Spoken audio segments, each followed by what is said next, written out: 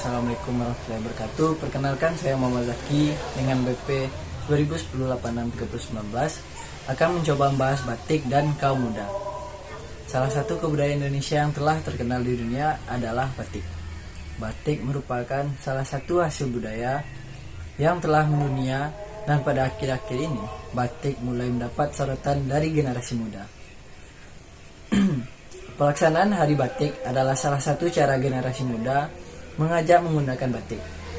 Hal ini sangatlah baik bagi generasi muda dan kelangsungan budaya batik itu sendiri. Kreativitas batik akan berkembang dengan sendirinya dengan banyaknya permintaan. Tata busana yang modern dan sesuai dengan usia akan menjadikan batik sebagai sarana kreativitas bagi para perancang muda. Keanekaragaman budaya yang kita miliki terkadang membuat negara lain kagum. Tapi banyak dari budaya kita yang sering diakui oleh negara lain. Seperti halnya batik yang sempat diakui oleh beberapa negara, dan akhirnya UNESCO menetapkan bahwa batik adalah warisan budaya dari Indonesia. Tari pendek dan angklung pun pernah diakui oleh negara lain sebagai warisan budaya mereka. Akhir-akhir ini batik mulai mendapat sorotan dari generasi muda. Inovasi demi inovasi membuat kalangan muda tidak malu mengenakan batik, tetapi bangga menggunakan batik itu sendiri. Dengan memakai batik, ada segenggam kebanggaan terhadap Indonesia.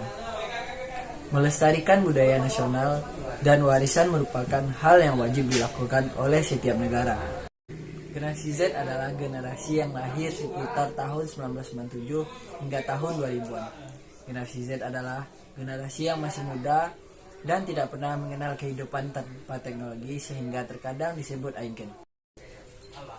Generasi kita ini terkenal dengan kaum muda-mudi yang sangat modis, generasi yang begitu memperhatikan penampilan. Hal ini tidak terlepas dari perkembangan dan kemajuan zaman. Sangat jauh berbeda dengan generasi-generasi sebelumnya. Kita generasi Z begitu up to date terhadap mode pakaian. Nah, disinilah kita sebagai anak muda menyandang tugas untuk dapat melestarikan batik. Mengapa kita tidak percaya diri terhadap keunikan budaya bangsa? Hal ini dapat dilihat dari beberapa fenomena. Saat ini yang sedang populer adalah pakaian impor dari luar Indonesia. Sementara itu, anak muda cenderung mengikuti perkembangan dengan menjadi pelanggan setianya. Jika satu yang memakai, maka akan cepat menjamur pada teman-teman yang lainnya. Nah, di sini ada beberapa solusi untuk menjadikan batik sebagai modal kejayaan bangsa Indonesia. Nah, yang pertama, batik tidak hanya untuk acara resmi. Penerapan pakaian batik pada seragam sekolah dan instansi pemerintah.